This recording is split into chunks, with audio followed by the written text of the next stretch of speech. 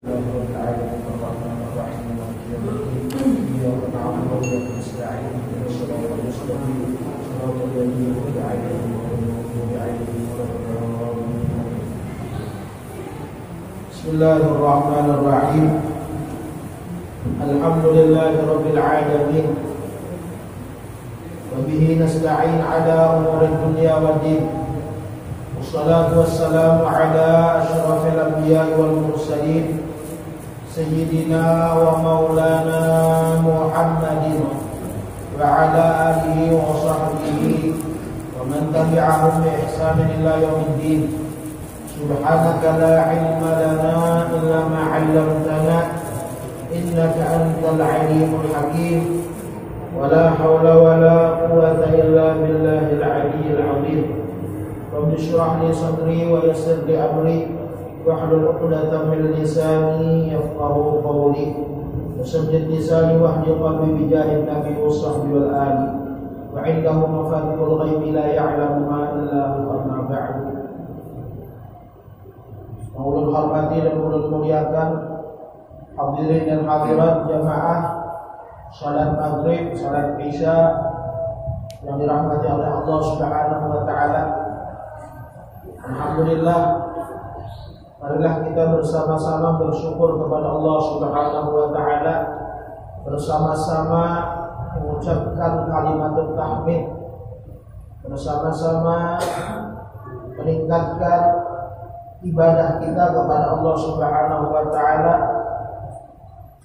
yang mana telah memberikan kepada kita banyak sekali nikmat-nikmatnya, baik itu nikmat jasmani dan nikmat rohani, terlebih nikmat iman dan nikmat Islam.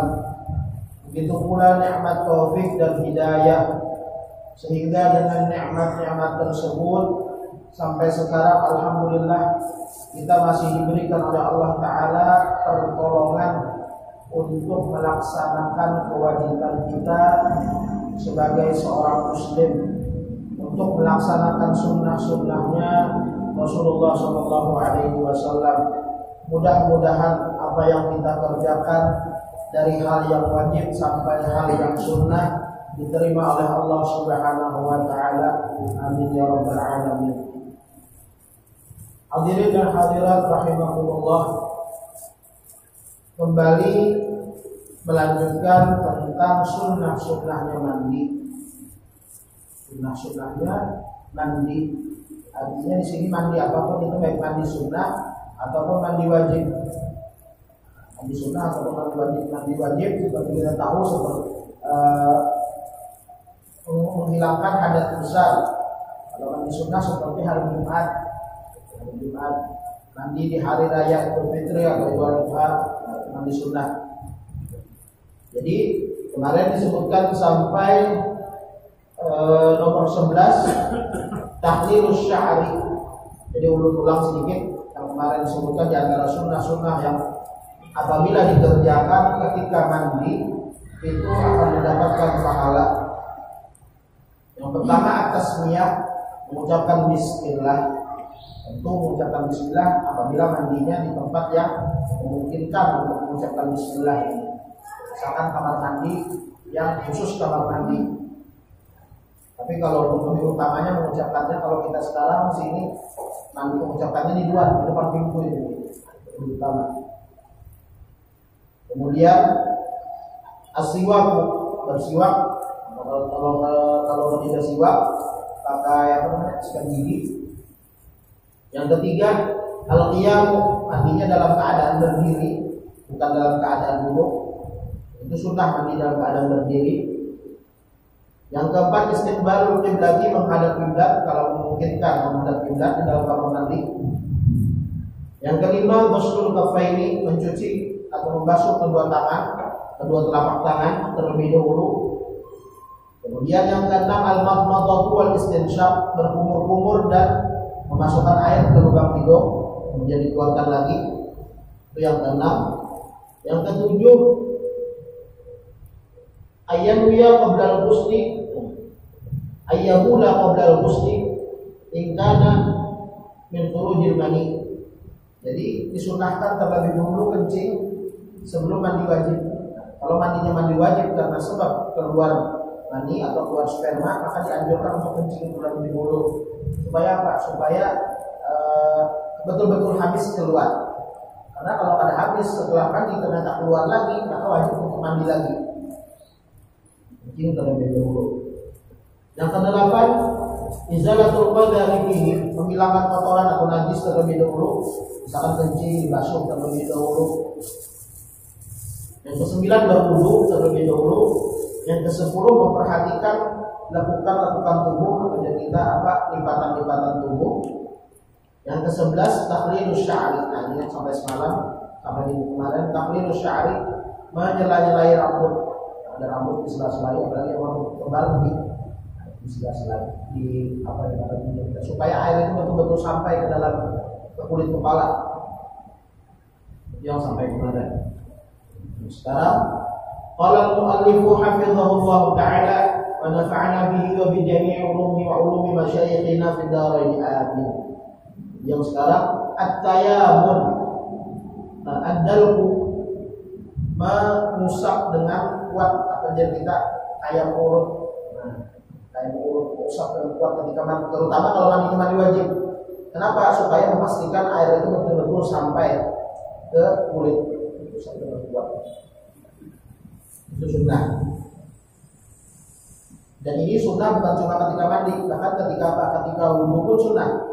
Ini bukan cuma sekadar membasuh kayak kita apa sah kalau berwudu, misalkan berwudu dibasuh kayak ini, atau mandi langsung bercampur aja, misalkan mandinya di sungai langsung terjun ke dalam sungai, ini artinya tanpa digosok sah tidak sah, asalkan di kulitnya itu tidak ada sesuatu yang bisa menghalangi sampainya air, contohnya tip-ek atau cat atau apa yang bisa menghalangi sampainya air, tanpa diusap sah tidak sah. Asalkan air belum sampai, tapi lebih utama lagi untuk mendapatkan pahala sunnah diusap atau kita tuh kayak sendiri dicicit itu sunnah. Kemudian yang selanjutnya yang ke-13, at-tayammum, mendahulukan sebelah kanan, jadi menghubungi sebelah kanan dahulu. Karena seperti kita tahu bahwasanya Rasulullah SAW dalam segala hal yang bentuknya baik atau yang segala hal yang positif, beliau selalu menggunakan sebelah kanan terlebih dahulu atau mendahulukan sebelah kanan terlebih dahulu. Yang ke-14, at-taflith, menigakalikan, artinya 3 kali disiram bagian tangan disiram 3 kali, yang batis disiram 3 kali. Kenapa 3 kali? Untuk memastikan bahwasanya seandainya ada najis itu betul-betul hilang. Seandainya tidak ada najis, maka untuk memastikan bahwasanya air betul-betul sampai ke setiap bagian kulit. Karena yang namanya mandi wajib itu wajib sampai ke semua badan. Kemudian yang ke-15, al-muwalatu. Al-muwalatu ini membasuh anggota selanjutnya sebelum anggota yang sebelumnya kering. Jadi kalau kita mandi itu, misalkan kita basuh kanan terlebih dahulu, sebelum bagian kanan kering, langsung kita basuh bagian kiri, itu sunnah. Sama ketika kita berwudu, itu dianjurkan ketika kita membasuh muka, selesai membasuh muka, langsung membasuh tangan. Jangan sampai bagian muka itu kering. Seandainya kering kita baru membasuh tangan, boleh tidak? Boleh. Tapi ada sunnah, ada dapat pahala sunnah. Misalkan dia berwudu di rumah, ternyata di rumah airnya habis. Jadi kalau kita ke masjid, ternyata ketika sampai di masjid, muka yang asalnya sudah dibasuh di rumah itu kada basah lagi, sudah kering. Lalu di masjid, apakah mengulangi muka? Ada yang akan diulangi kan apa? Langsung tangan. Nah begitu juga mandi. Makanya jangan lagi. Apakah boleh mandi itu menyicil? Boleh mandi dicicil ya kalau ini mandi wajib. Misalkan mandi wajib pergi mandi tangan malam, ternyata tak dingin. Mandi tangan malam dinginnya malah. Jadi mandi setengah awak dulu bagian bawahnya. Bagian bawah, misalkan dari pusar ke bawah, dibasuh dengan apa? Dengan semuanya, dengan merata. Bagian atasnya kena pas subuh. Boleh kan seperti itu? Boleh. Boleh. Karena ada diwajibkan harus sekaligus satu kali basuh wajib. Tapi itu sunnah. Disunahkan untuk mandi itu menumpuk langsung sekali. sekali gawi ya kita tuh sekali kerjakan langsung selesai, itu disunahkan seperti itu. Tapi seandainya ada seperti itu, misalkan dicicil mandinya boleh, mandi dicicil, bulu dicicil juga ada kalau yang di rumah bulu basuh muka ya atau basuh tangan. Karena di masjid kadang basuh batis, basuh bagian mengusap kepala sampai bagian batis boleh tidak? Boleh. Selama tidak melakukan sesuatu yang dapat membatalkan wudu. Kemudian yang ke-16 ayat tasila masturul aurati. Dia mandi dalam keadaan tertutup auratnya. Dia mandi dalam keadaan tertutup aurat. Apa yang dimaksud dengan aurat di sini? Jadi aurat ini banyak nih. Aurat laki-laki dan aurat perempuan itu sebenarnya dibagi 5. Dibagi 5. Aurat laki-laki dan perempuan dibagi 5. Pertama, aurat laki-laki atau aurat perempuan di depan suami atau istri dari masing-masing itu tidak ada aurat. Paham ya? Kalau artinya seandainya salah satunya bertelanjang bulat, tidak apa-apa, ada dosa. Yang namanya aurat itu kan dari kata arun. Arun itu artinya aib. Nah, tapi kalau suami dan istri tidak punya aurat, artinya bebas. Itu aurat laki-laki dan perempuan. Yang pertama. Yang kedua, aurat seorang anak kepada orang tuanya atau sebaliknya orang tuanya kepada anaknya, maka itu adalah antara pusar dan lutut saja. Jadi misalkan anak binian lawan abahnya atau mama lawan anak latihan, auratnya yang wajib ditutup antara pusar dan lutut. Bagian atas kayak apa? Bagian atas misalnya kita di rumah yang kalau pesinglet ya atau siden berlapik ke sini, nah ayo kampung dulu ya kalau berdosa ada siden ada yang wajib ditutup antara pusar dan lutut. Aurat misalnya mama ke anak, anak ke atas atau di sana.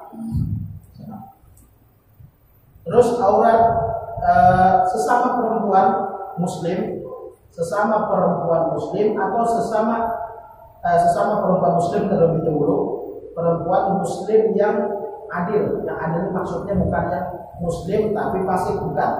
Muslim adil, muslim yang biasa, perempuan muslim biasa yang ada melakukan dosa besar. Auratnya bagaimana? Auratnya adalah sama antara pusar dan lutut saja. Jadi seandainya sesama bebinian di kamar, ingin kawan atau apa yang wajib ditutup adalah antara pusar dan lutut. Seandainya di selain itu terbuka ada apa? Ada dosa. Dengan syarat sesama muslimah yang biasa-biasa yang terdapat dosa besar. Karena aurat perempuan muslimah dengan perempuan non muslim atau perempuan muslim tapi yang fasik, yang dia kita tuh nakal, nah itu auratnya adalah maya bebu indal bina, yaitu sama kayak ketika bebinian pakai dasar. Jadi boleh terbuka antara sini sampai sini. Kalau batis dari lutut sampai ke bawah, artinya landau kalau terbuka. Kalau landau biasa, apa landau betis. Betis kalau sesama perempuan muslimah dengan non muslim atau perempuan muslimah yang baik dengan yang tidak baik, kalau kumpul satu tempat misalkan terbuka auratnya bolehnya segimana? Kalau kayak kita pakai dasar, kalau kayak binian pakai dasar, artinya terbapak kelihatan lengan terbapak ke sini dari lutut ke bawah, betis terbapak. Selebih itu kalau boleh.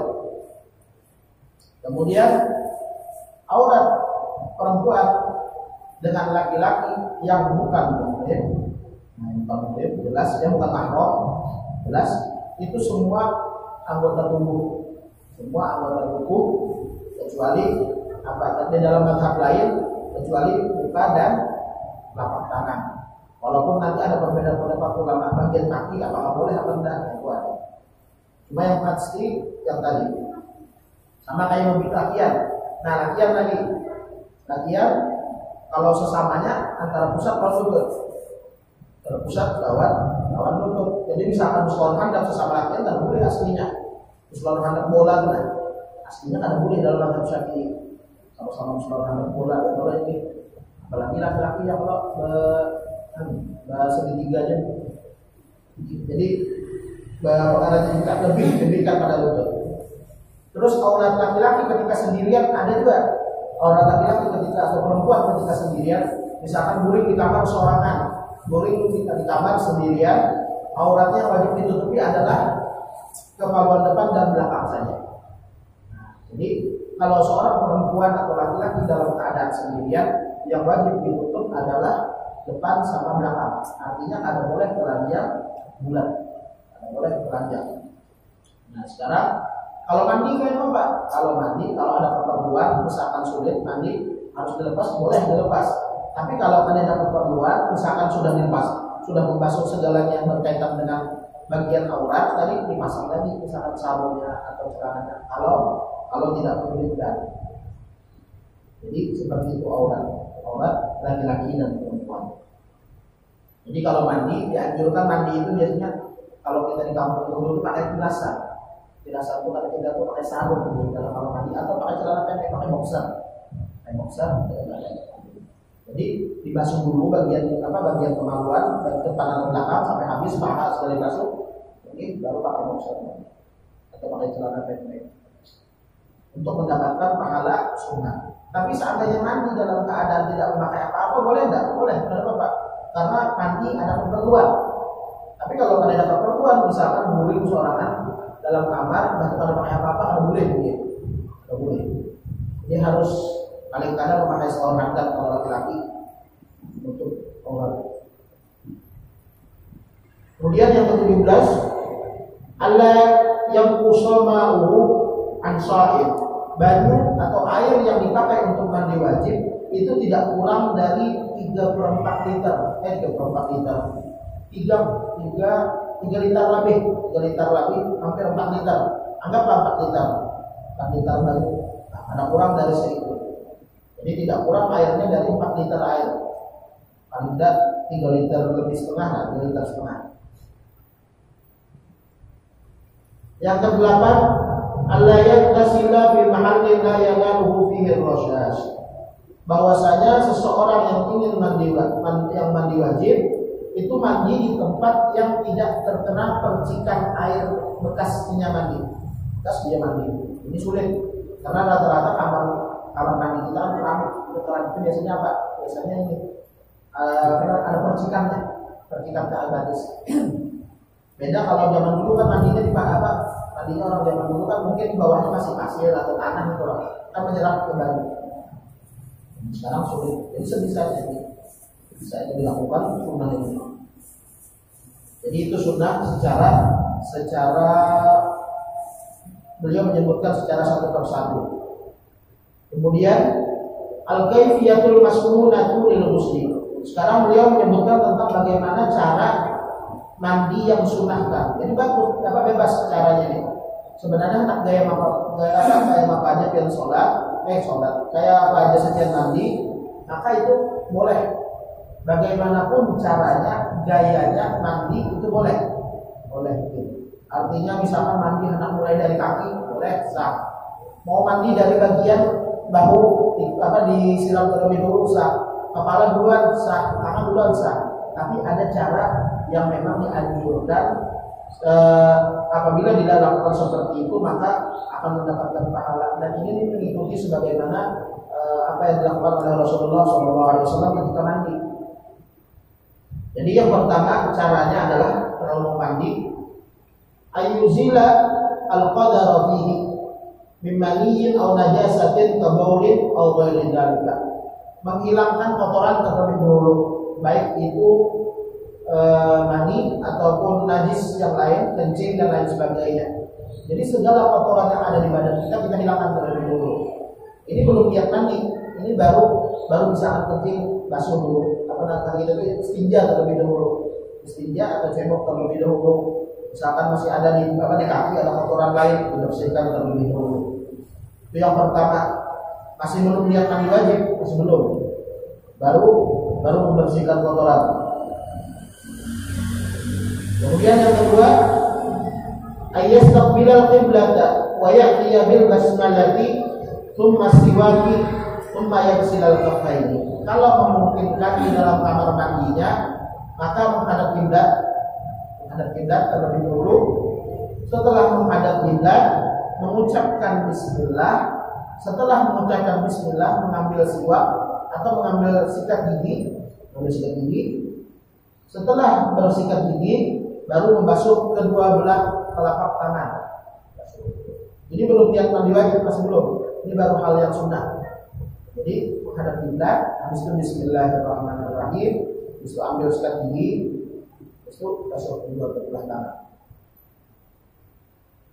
Tsumma al-madmadatu wal istinsyaqu thalathan.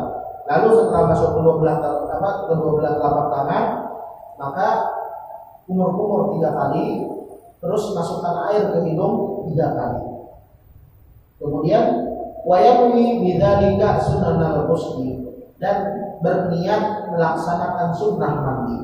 Jadi caranya ini masuk kamar mandi, lalu pasang niat di dalam hati, sengajaku atau aku melakukan sunnah-sunnahnya mandi. Sengajaku melakukan sunnah-sunnah mandi atau aku melaksanakan sunnah-sunnah mandi. Lalu dia menghadap kiblat, mengucapkan bismillah, habis bismillah kalau ada siwak pakai siwak, kalau tidak ada habis sikat gigi, habis pakai sikat gigi, baru membasuh kedua belah telapak tangan, habis itu kumur-kumur 3 kali, habis itu masukkan air ke dalam hidung 3 kali, maka dengan begitu selesai sunnah sebelum mandi. Artinya melakukan sesuatu yang bisa mendapatkan pahala ketika mandi. Kemudian ayat sila farjaihi wa ma hawalaihi biniyati rafil janabati anhuma au biniyati ghusl masnun fa ghusl jumu'ati. Selanjutnya apa yang harus dikerjakan? Yang harus dikerjakan adalah membasuh 2 kemaluan, depan dan belakang, dan apa yang ada di sekitar kemaluan tersebut wajib dibasuh dengan niat apa? Dengan niat mengangkat hadas besar kalau mandinya mandi wajib, atau dengan niat mandi sunnah seperti hari Jumat kalau mandinya mandi sunnah. Jadi setelah terakhir memasukkan air ke dalam hidung, lalu mulai membersihkan kemaluan dari bagian depan, kemudian bagian belakang. Dengan niat apa? Dengan niat menghilangkan hadas besar kalau mandinya mandi besar, atau mandinya mandi wajib menghilangkan hadas besar. Jadi wajib dibasuh mungkin yang di sekitar kemaluan depan dan belakang. Dan ingat ini bahwasanya kemaluan belakang itu wajib dibasuh di sekitarnya itu. Artinya rujak kita yang ada di dekat lipatan itu kan tertutup, tertutup. Jadi mau tidak mau kita kalau mau mandi wajib supaya air sampai ke sana harus jongkok, lalu dibersihkan di sekitar lubang itu. Di sekitar lubang itu dibersihkan. Jadi seperti itu, harus jongkok membersihkannya sekira air sampai. Dan juga maaf ini untuk perempuan harus jongkok juga, bagian depannya harus jongkok, karena wajib membasuh dari kemaluan bagian depan untuk perempuan sesuatu yang terbuka ketika dalam keadaan jongkok, itu wajib. Jadi jongkok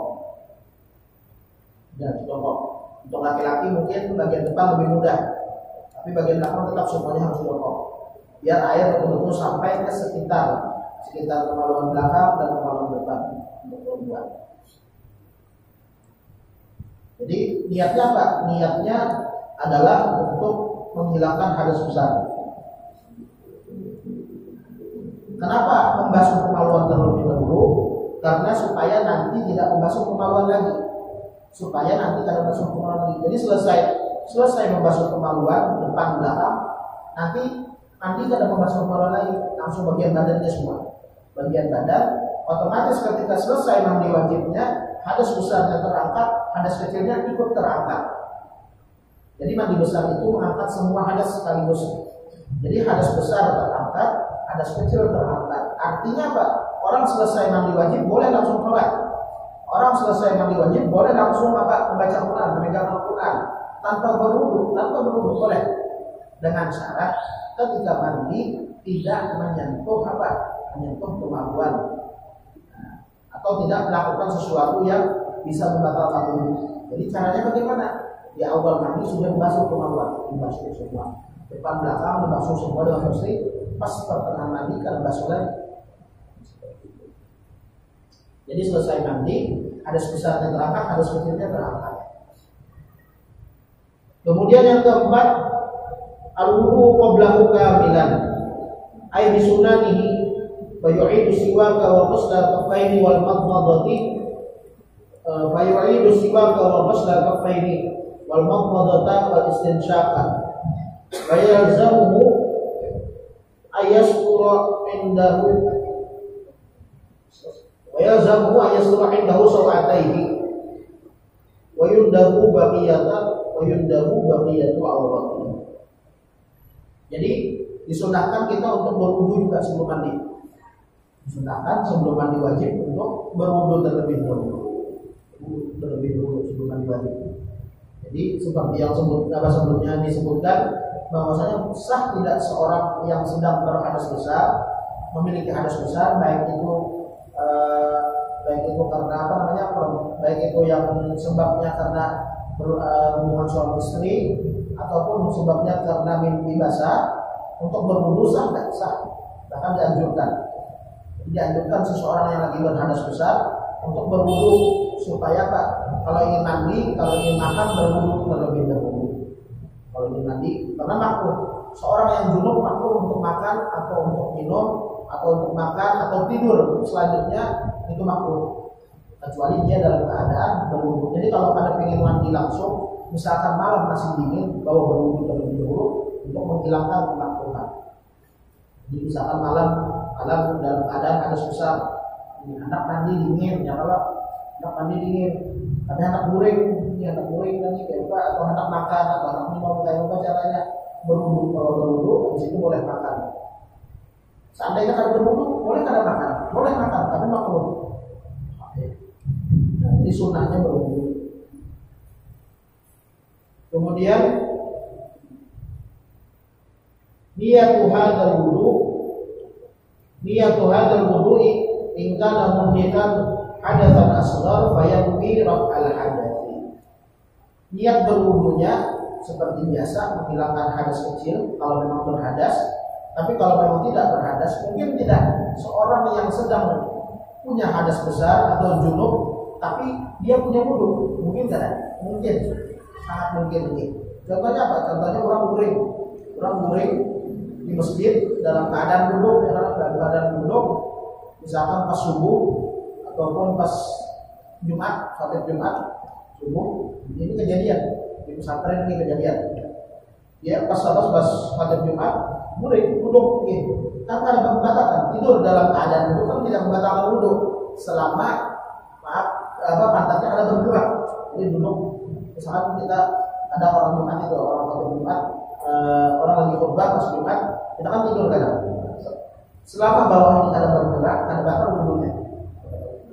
Nah kebetulan pas tidur mimpi basah, terbangun pas melihat kalau basah, langsung keluar masjid, mandi wajib. Mungkin seperti itu, mungkin. Artinya wudunya ada batal, tapi dia wajib mandi besar. Wajib mandi. Kemudian caranya mandi lagi setelah semua itu, yufidul ma'a ala ra'sihi wa yanwi 'inda awwalihi an baqiyatil badani raf'al janabati awil ghusl mas'hur. Jadi langsung membasuh kepala. Jadi tadi sudah bagian kemaluan depan belakang sudah dibasuh, lalu berwudu, habis berwudu itu langsung bagian kepala dibasuh. Dengan niat tadi mandi besar atau mandi wajib. Kemudian setelah bagian kepala, ya ta'ahadul ma'atir, digosok. Nah, kayak bagian sini perlu diperhatikan, bagian sini, terus bagian sini. Yang kemungkinan air pada sampai bagian mata, sini. Terus bagian telinga perlu diperhatikan, setiap dan kita tuh lipatan telinga, diperhatikan. Artinya ada cukup cuma disiram aja, harus betul-betul digosok biar air sampai. Yang ketujuh, yufidul ma'ala aqbala min shiqqihi al-ayman thumma ma adbara minhu thumma ma aqbala min shiqqihi al-aysar thumma ma adbara minhu. Setelah selesai kepala, semuanya kepala selesai, artinya sudah disapu seberatan, diusap seberatan, bagian kanan lagi. Bagian kanan, bagian depan. Bagian kanan yang depan terlebih dahulu. Bagian kanan terlebih atau bagian depan terlebih dahulu diratakan air, lalu bagian belakang 3 kali, ini atau berapa kali? Tapi paling sedikit 3 kali, supaya sunnah 3 kali. Bagian belakang diratakan airnya. Kemudian bagian kiri yang bagian depan terlebih dahulu, ini diratakan airnya, lalu bagian belakang diratakan airnya. Kemudian jadi itu cara mandi.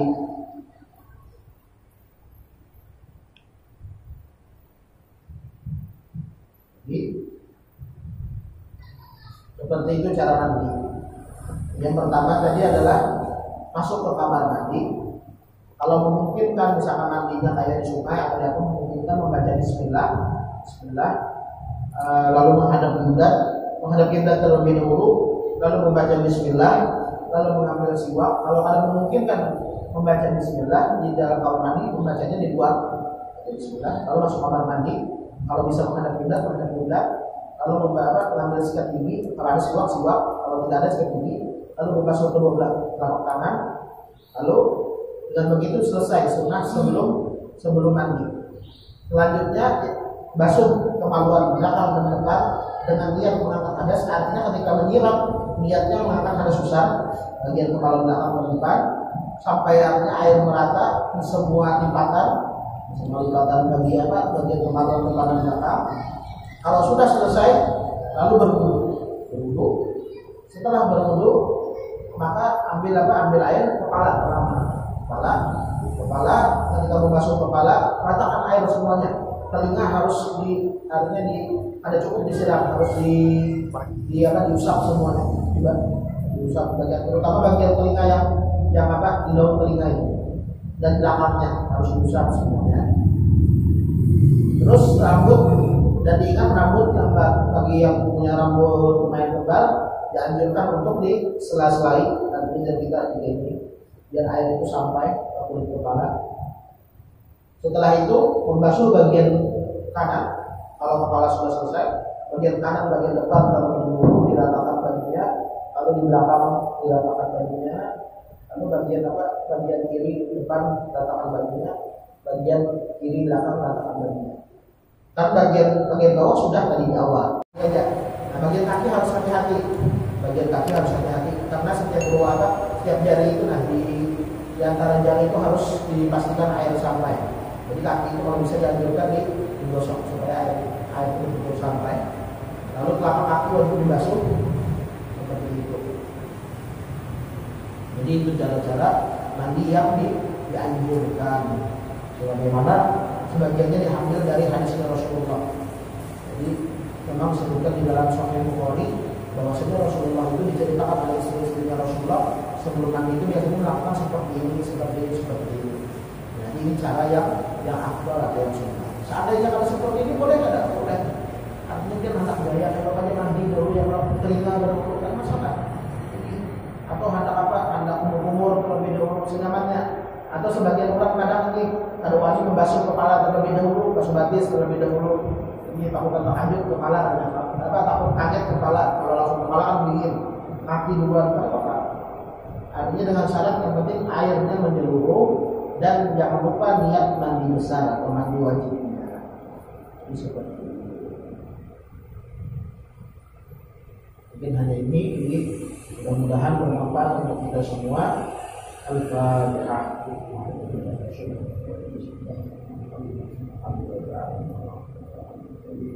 Iya benar.